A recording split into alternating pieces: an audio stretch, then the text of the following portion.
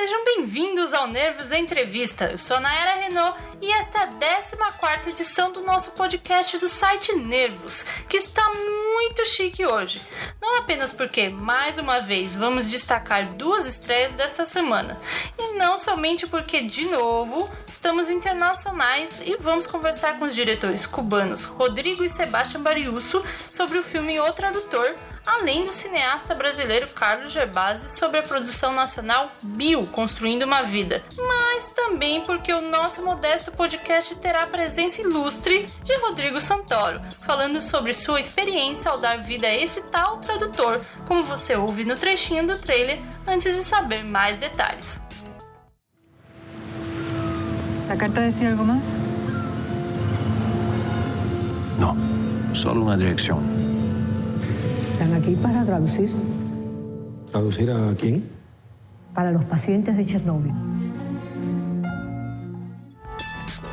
Exibido no Festival de Sundance de 2018, o longa O Tradutor é uma produção cubano-canadense livremente inspirada na história do próprio pai dos diretores, um professor de literatura russa em Havana que foi designado para servir de intérprete entre os médicos e as crianças vítimas do acidente nuclear de Chernobyl, que foram levadas junto com seus familiares para fazer tratamento em hospitais de Cuba. Quem vive Malin, este protagonista fictício com base na realidade, é o ator brasileiro Rodrigo Santoro, que contou pra gente um pouco desse desafio de atuar como um nativo cubano em espanhol e também falando em russo, seu interesse no roteiro e outros detalhes da construção do personagem que você vai escutar a partir de agora. Você comentou na coletiva sobre o fato que você estava emendando vários trabalhos e não queria, a princípio, né, pegar mais um, mas o roteiro do Tradutor acabou meio que despertando, assim, fazendo você desistir das férias, né? Então, o que ali te chamou a atenção para acabar desistindo das férias e também te desafiando, né, a entrar nesse trabalho? O fascínio pela história. Quando li, fiquei muito intrigado. Eu não conhecia, não tinha ideia que isso tinha acontecido. Naturalmente, tinha escutado falar do acidente de Chernobyl, não conhecia detalhes. Todo mundo, né? Um acidente, acho que é provavelmente o maior acidente nuclear da história mundial. É uma tragédia gigantesca, mas que esses pacientes tinham sido enviados para Cuba para tratamento, eu não tinha a menor ideia. E a história do professor que é mandado para trabalhar como tradutor, tudo me pareceu absolutamente incrível. Mas, acima de tudo, fiquei comovido. E quando alguma coisa me comove, ela fica comigo. E foi isso que eu respeitei. Por isso eu resolvi adiar as férias. Eu podia tirar férias num outro momento, apesar de estar muito cansado. Não era só isso, eu estava num momento difícil, tinha perdido um amigo, estava precisando de descanso mesmo, mas eu acho que foi a força da história. Eu senti, assim, que era para eu fazer. Você precisava contar, né? Eu senti vontade e, mais que isso, necessidade. Ficou comigo, não ia embora, eu não consegui esquecer a história. Então eu falei, vamos nessa. Sim. E, obviamente, tem um desafio de você atuar em 2 línguas diferentes. Atuar em espanhol, você já tinha atuado no Che, mas o russo foi um desafio. Além do espanhol, ter que ter essa vivência, parecer um nativo cubano. Então, como foi para você ter que atuar nessas 2 frentes assim, diferentes em termos de preparação? Um terreno absolutamente estrangeiro, né? Porque uma coisa é atuar em espanhol, outra coisa é ter que convencer o espectador. Eu sou nascido e criado em La Habana. Então, o trabalho foi árduo, né? O que eu posso te dizer? Foram 4 semanas intensivas de espanhol e russo. Russo, uma língua absolutamente distante, sem qualquer referência com o latim, enfim, não havia nada que eu pudesse me apoiar uma língua completamente diferente, então eu primeiro trabalhei entendendo, absorvendo muito as cenas em russo, o significado de tudo, as falas do outro ator que estava contracenando comigo, para eu entender o que ele estaria falando para mim quando ele estava falando russo. E a partir daí um trabalho em cima das cenas, das falas, foneticamente, né? Tive que construir uma espécie de um mapa fonético e um mergulho também assim na cultura russa, na cultura cubana, na literatura, na música, no cinema, para me ambientar naquela época. Foi bem difícil, mas a história sempre me moveu, então eu colocava meu foco sempre que a minha mente ia para um lugar de medo, de isso não vai dar certo, deixa de ser louco de inventar de falar russo. Eu sabia que não era por isso que eu estava fazendo o filme, não era porque ele me desafiava falando russo ou falando espanhol, e sim porque eu não conseguia esquecer a história. Sim. E para construir o personagem, você chegou a entrar em contato com o pai dos meninos, né? Dos diretores. E como foi para você construir esse personagem que ele é um pouco fechado? Super fechado. Exato. Então, como foi construir tendo contato com ele ou não? Você quis tentar se distanciar de uma certa maneira, até porque o filme não é necessariamente baseado, é inspirado, né? Na verdade, eu não tinha nenhum compromisso com a personalidade do Manuel, como ele falava, como ele caminhava, gesticulava. A gente não estava interessado nisso. E sim, o Malin é uma outra pessoa, mas que vive, atravessa as coisas e vive a mesma jornada que viveu o Manuel. Nesse caso é muito fiel mesmo, são relatos do próprio Manuel, do que ele viveu, então está baseado nisso. Então por isso eu não tive esse problema, não tive que evitar, eu simplesmente conversei com o Manuel para entender o estado mental dele, para entender o estado emocional dele, muito mais do que fisicamente, eu não tive preocupação com isso. E ele me ajudou muito nisso, me mandando várias referências de coisas que ele lia na época, quando ele estava escrevendo a tese, coisas que ele escutava. Então, o convívio com as crianças. O convívio com as crianças, a relação com o próprio filho, com a mulher, que inicialmente é muito complicada. Então, ele me ajudou muito nisso. Muito legal essa conversa, né? Foi curtinha. Eu sei que você queria mais. Com certeza minha mãe vai reclamar porque eu não fiz as perguntas que ela queria, né? Coisas do tipo, como tá a Mel?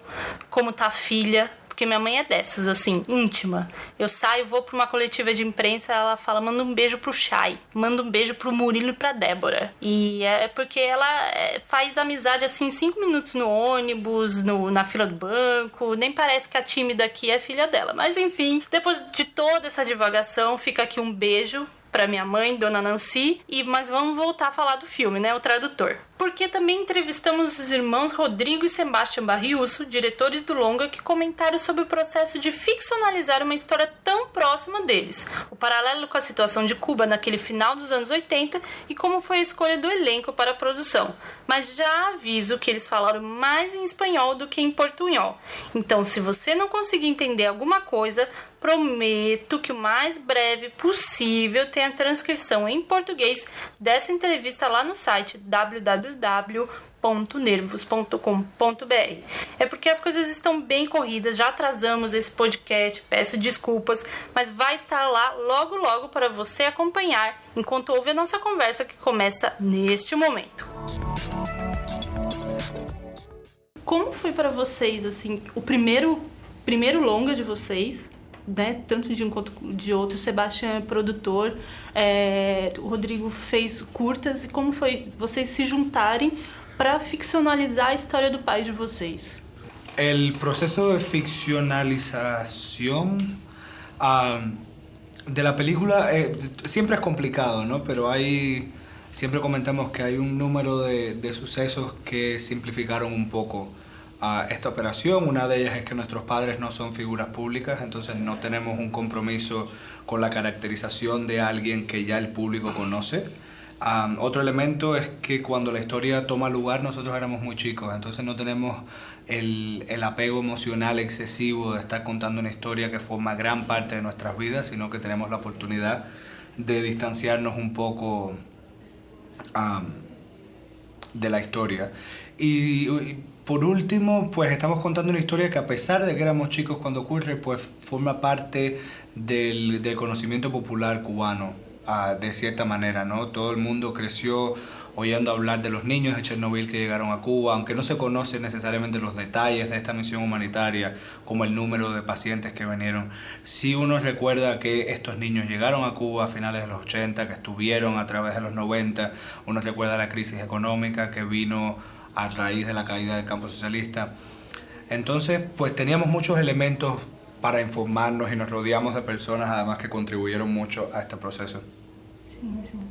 E como você comentou dessa história, dessa passagem de tempo, né, de 89, né, na história de Cuba, você traz um paralelo entre o protagonista e o próprio país, com eles preocupados com essa questão externa, né, em querer ajudar, mas também tendo esses problemas internos, né, tanto a questão do filho e a questão da crise econômica mesmo interna do país. Então, como foi para vocês construir esse paralelo?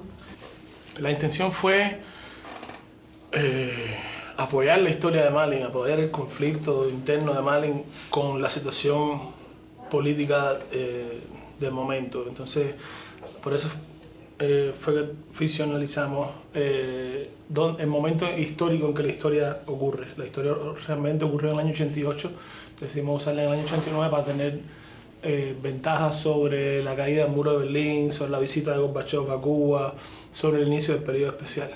Entonces, no es que estemos trazando un paralelo específicamente, sino que todos esos elementos se juntan y forman una sola historia, que completamente sí, como tú dices, se pueden leer de manera paralelas también, pero fue como excusa para enriquecer el conflicto de Malin, para hablar también sobre nosotros como nación en Cuba y lo que hizo toda esa generación en ese momento, creciéndose ante una situación que era bastante complicada y dando lo mejor de sí. Va justo con uno de los mensajes principales que nosotros queríamos que se mostrar en la película, que es justo eso, la intención, la necesidad de las personas de ayudar a otras personas que necesiten o personas que tienen menos de tener atención, de tener cuidado. Entonces, por ahí fue por donde empezamos a entablar toda essa conversação entre esses elementos. Sim, sim. E na questão do casting, como foi que vocês chegaram no Rodrigo e também chegaram nessas crianças, né, para trabalhar com elas, fazer esse casting? Rodrigo, pues fue de una manera muy orgánica. Estábamos buscando un actor. Como sabíamos que era bien difícil encontrar un actor que dominase los dos idiomas, pues estábamos buscando un actor que tuviera la habilidad artística, interpretativa para enfrentarse a un personaje como Malin, con la vulnerabilidad de un personaje como Malin. Y la sugerencia llegó de la manager de Maricela Álvarez, la otra actriz protagónica de la película. Katrina nos dijo, chicos, ¿han pensado en Rodrigo? Y enseguida dijimos, claro. Porque Rodrigo además es un actor muy conocido en Cuba por múltiples razones, por telenovelas que hacía hace 20 años, por películas que marcaron mucho al público de Cuba, como Bicho de Siete Cabezas, como Carandirú, y después, bueno, pues trabajos que está haciendo en Hollywood, ¿no? Como 300, Westworld. Entonces es un actor que conocemos mucho en Cuba, que tenemos registrado en Cuba y pues nada, nos pusimos en contacto con su equipo y enseguida le enviamos el guión. Rodrigo tuvo una respuesta muy genuina, muy íntima con el guión y empezó una colaboración hermosa que continuará, supongo. Sí. Y los niños, pues, a través de nuestra manager de casting en Toronto, hicimos unas sesiones de casting para encontrar a algunos de los chicos rusos, los que tienen parlamento, como Alexia en el cuarto de aislamiento, la chica en la silla de ruedas. Y los que ves por ahí jugando, pues son niños cubanos, muy rubios, que como no tenían parlamento, pues nos podíamos permitir trabajar con chicos cubanos. Pero fue muy lindo, tuvo sus retos como todo, pero muy lindo. Fue muy simpático, la verdad. Un momento así, para contar así alguna anécdota, que Rodrigo, o sea, estábamos en el set dirigiendo a los niños y había una muchacha, una niñita, que siempre se movía. Y entonces le decíamos, quédate aquí en este lugar. Y cuando terminamos de filmar esa escena, yo estaba en otro lugar completamente. Había que mover, o sea, teníamos que modular nosotros, teníamos que moldearnos a cómo funcionaran ellos. Fue un reto interesante, porque nosotros, tanto Rodrigo como habíamos trabajado antes con niños, pero con esta cantidad de niños igual un día estábamos maquillando a una muchachita que tenía 3 años. Y cuando terminamos de maquillar, que la pusimos delante del espejo, se asustó y se fue de la película. Porque pensaba que ella estaba enferma. Entonces con eso tienes que lidiar y tienes que buscar soluciones.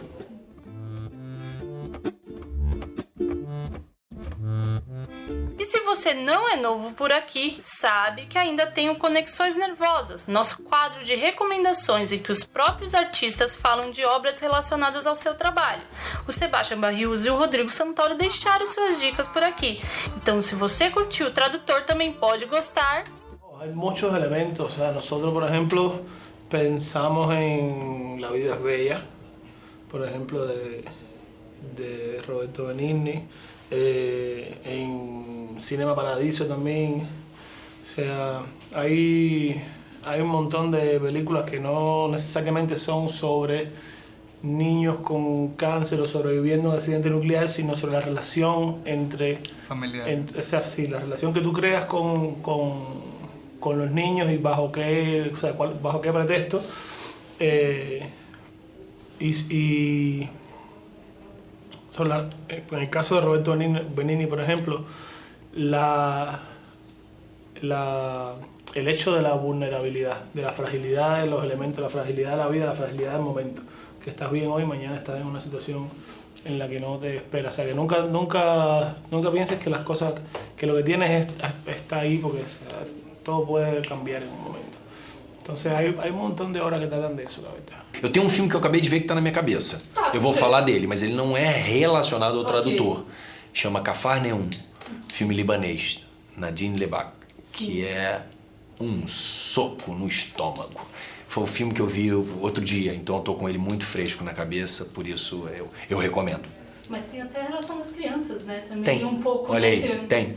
E uma jornada muito emocional. Mas é que o Cafarnaum o Cafarnaum é pesado. Já vou avisando, é pesado, mas é um filme que precisa ser visto. Sim. Obrigada, viu? Obrigado pelo tempo. Imagina. Ótimas dicas, hein? Mas se não conseguiu anotar, tá tudo registrado lá no site e também na descrição deste episódio, na plataforma onde você está nos ouvindo neste momento, beleza? Mas não sai daí que tem mais filme em destaque. A produção nacional com um super elenco, Bill, Construindo uma Vida. A vida é um mero detalhe no universo. A vida só acontece em condições muito especiais. O pai não queria a festa. Brigou, esperneou, mas não teve jeito. A mãe resolveu o que ia fazer, foi lá e fez. A minha ideia era contar os momentos decisivos da vida dele. Ele tinha passado a vida toda tentando compreender a linguagem dos bugios. A história de um indivíduo pode ser tão longa quanto a história de uma espécie. Não foi nada fácil contar a vida de um homem de 111 anos que teve 4 famílias.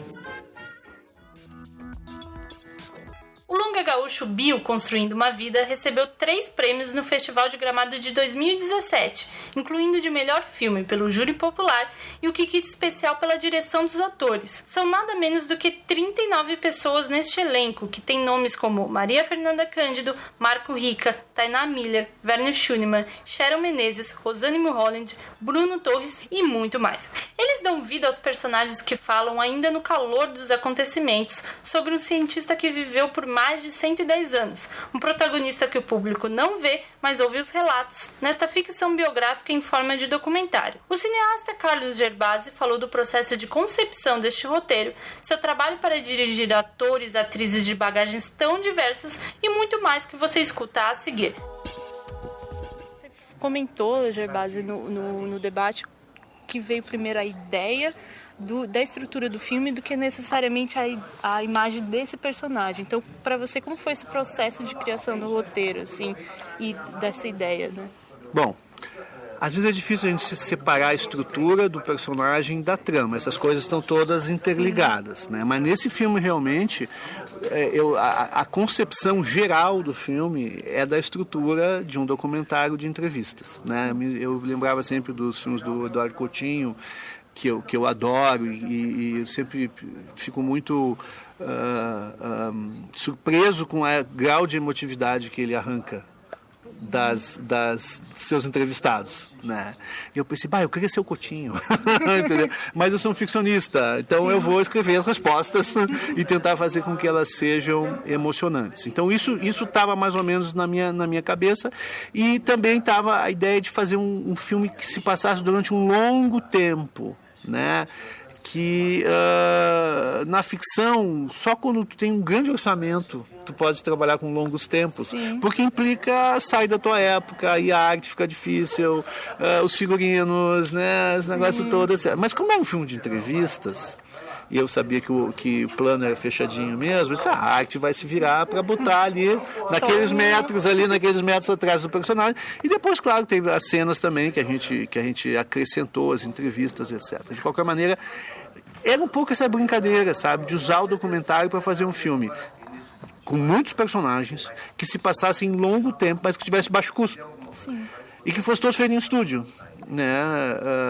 O estúdio, para mim, é um espaço de criação ficcional por excelência, né? Que tu tem que criar tudo, tu tem as paredes vazias.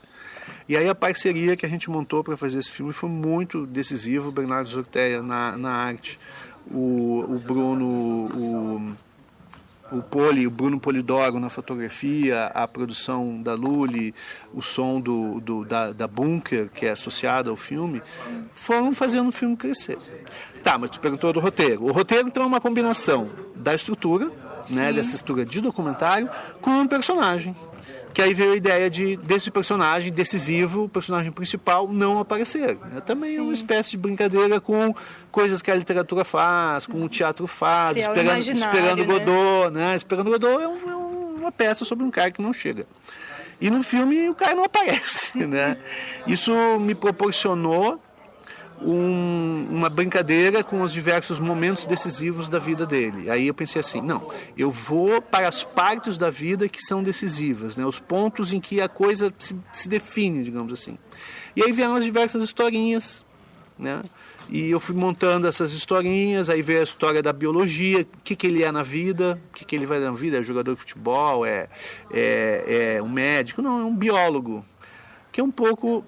A minha vida hoje bastante acadêmica, né? Eu estou há muitos anos dando aula na universidade, e esse contexto acadêmico não é muito presente no cinema brasileiro, nem na literatura brasileira. Já vamos botar um pouquinho também dessa coisa da academia, do mestrado, do doutorando, da mestranda que não dá certo, da vida acadêmica que se confunde com a vida pessoal. Sim. E aí vieram essas historinhas e a vida dele foi indo, e aí, para finalizar, as minhas muitas leituras de ficção científica, que eu comecei a ler muito cedo e li muita ficção científica, muita, quando era adolescente, jovem. Agora vou botar uma ficção científica nesse filme, esse filme cabe qualquer coisa dentro dele, vamos tocar o futuro lá dentro. Aí veio a ideia de estender a vida do cara até os 110 anos. Então, sabe, não era aquele argumento fechadinho. É muito difícil resumir esse filme a uma frase. Eu tenho que falar tudo isso para tentar explicar. A storyline é o quê? 39 pessoas falam da 40ª, mas tu não diz nada, tu só fala da estrutura.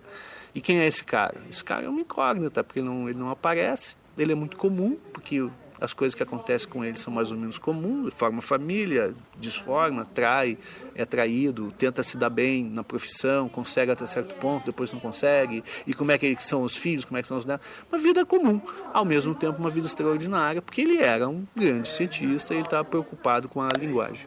Sim, e até nesse sentido de serem as pessoas falando desse biografado, você brinca com essa história do que é verdade, do que as pessoas, digamos assim, se apropriam como a verdade sobre aquela pessoa. Exato. Do que... é um exercício de imaginação para o espectador. Ele tem que acreditar no que está sendo dito, né? Senão tu não monta o personagem, né? E o que eu dizia para os atores é que, a princípio, estão falando a verdade. Eles me perguntavam, mas isso realmente aconteceu? Eu disse, olha, nós estamos cruzando vários depoimentos e os depoimentos, em termos de ação, não se contradizem. Sim. Na verdade, apesar deles às vezes se cruzarem de um jeito meio estranho, meio tardiamente, mas lá no final as pessoas estão falando mais ou menos dos mesmos eventos, né? E isso eu acho que tem a ver com a minha opção de fazer um cara que fala a verdade a vida inteira, está terminando, e pensa que os outros falam a verdade dele. Sim. Né? Então acho que se completa isso tudo. Seja por pontos de vista diferentes. Exatamente, são pontos de vista diferentes, mas os fatos são esses e as interpretações cada um faça a sua. Né? Sim. Claro que as emoções de cada, dependendo de que lado tu tá da ação, tu fica triste, fica alegre, fica bravo, etc. E queria só que você comentasse rapidamente dessa questão da improvisação que você propôs aos atores depois, né? Você veio com um roteiro fechadinho e propôs... Ensaiamos muito, o mais possível, né?